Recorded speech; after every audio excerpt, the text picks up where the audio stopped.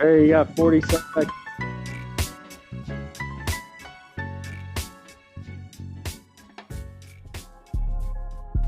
Welcome to Royal Rebounds TV with Calvin and Barry. Just two crazy fans of the Sacramento Kings, and they sharing their opinion. So be sure that you subscribe.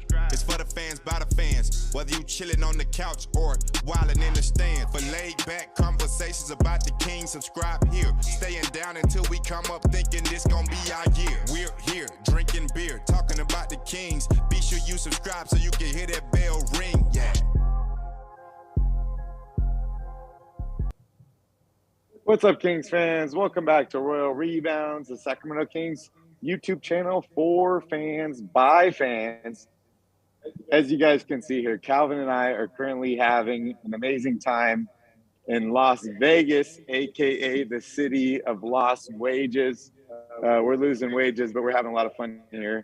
Sorry, guys, we are both mobile tonight, so unfortunately we're not able to interact with the chat. We cannot see what you guys are saying, but we will look back on it. So if you guys have any comments or anything, feel free to let it go there. If you're a Kings fan, make sure you smash up that like button and hit that subscribe button to join the Royal family with Calvin and I.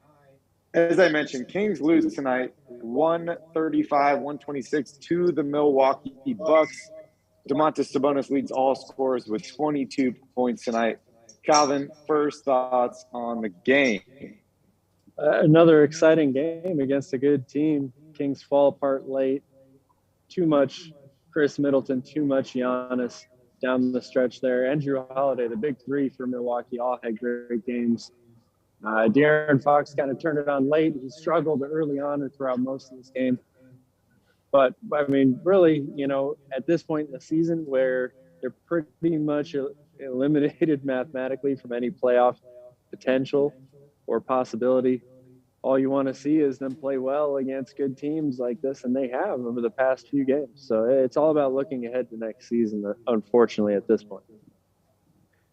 Yeah, I was pretty surprised in this game, Calvin. And as you know, we were in the sports book earlier today, and I was running a couple of parlay bets on the Kings. Domantas Sabonis, you know, plus on rebounds, plus on points. You know, unfortunately, none of those hit today. But the Kings actually fought really well in this game. You know, as a Kings fan, you know, you kind of feel like the season's over at this point. You look ahead at the schedule, you're like, oh, the Milwaukee Bucks. You know, they won the championship last year. They're one of the best teams in the league. Like, the Kings are not even going to be in this game. And they ended up, you know, making this a game there till the end. So, you know, whatever moral victories you want to say or anything like that, like, the Kings competed in this game.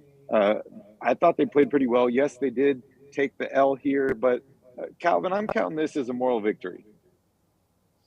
I mean, sure, I guess that's all we really have left at this point in the season. But the Kings played well in this game because they got contributions from their role players. When those guys have good performances like they did tonight, Davion with 19 points. I think Dante DiVincenzo had 16. Trey Lyles, double-double, 12 and 12. You know, when the Kings get those types of performances out of not the everyday star players or the guys that you expect to put up big numbers every night, it changes things a lot. They can compete with even the best teams in the league, like we saw tonight. But at the same time, on the other side of the coin, they allowed Milwaukee to shoot 51% from three. Just another example of why the Kings play well enough to win, but they give up too many points or allow too good shooting overall. 50% from the field, 52% from the field for the Bucks, and 51% from three. It's hard to recover from those numbers. Yeah, it really is. You know, you mentioned Trey Lyles in there. 12 and 12 tonight is huge for him. You know, I think the 4 position is something we've talked about all season, right? Has been a position of need, something the Kings need to fill. This guy's hasn't been starting for very long. You know, this is, I want to say, like game number 4, maybe 5 for him in the starting lineup. 12 and 12 is decent, very decent for your starting power forward. So I want to hear your thoughts on Trey Lyles' game tonight.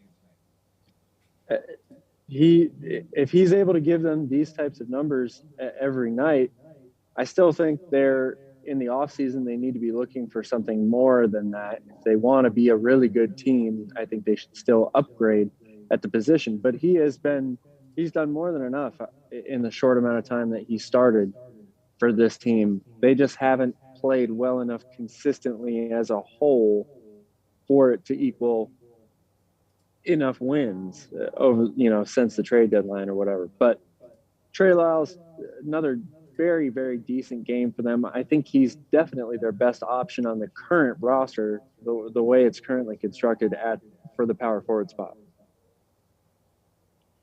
Only 10 points for Harrison Barnes tonight. You and I have talked about him and, how consistent of a player he is, maybe not points-wise, but as far as effort and energy on the court and what he brings to the Kings, 10 points for me, I would call him the third best player on the Kings at this point. So, I feel like 10 points is not the greatest. The Kings end up losing this game. I'd like to see a little bit more for him tonight, but it all depends on, the flow of the offense and all that stuff. How'd you feel about Harrison Barnes? This is another one of those games where he leaves you wanting more. And I still love Harrison as a player. I think he brings a lot to the table. He's just people expect a lot of him right now in his current role. And in order for the Kings to win, he needs to play really, really well every night.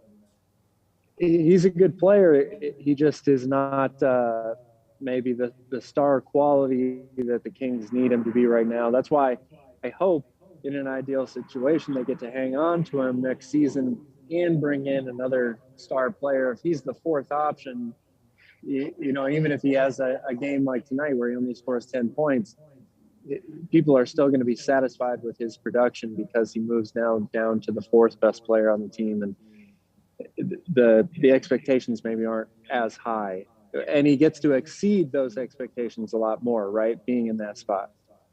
Yeah, not to mention his contract is declining as well. So, it was a front-loaded deal. So every year on out here, it does decline. I just want to remind everybody that's watching here right now, Calvin and I are in Vegas right now. We're having a great time. We are both on our mobile phones. We're outside the Rockstar Bar here, waiting to get inside. But we're here with you guys, not celebrating a Kings loss, but we're giving you a shoulder to cry on.